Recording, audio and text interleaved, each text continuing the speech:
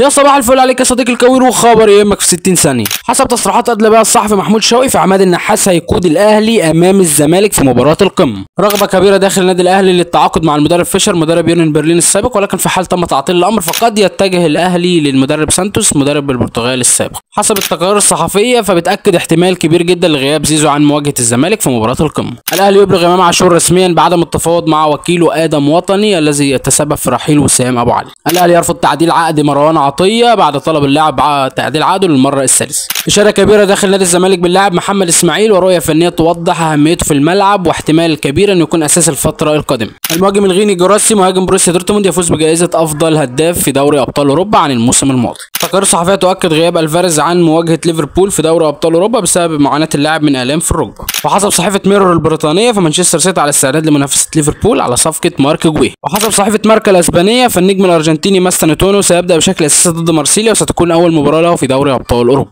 وبس كده يا صديقي، كنت اخبارنا النهارده. اتمنى تعمل لك الفيديو لو عجبك، اشتراك في القناه، وسلام.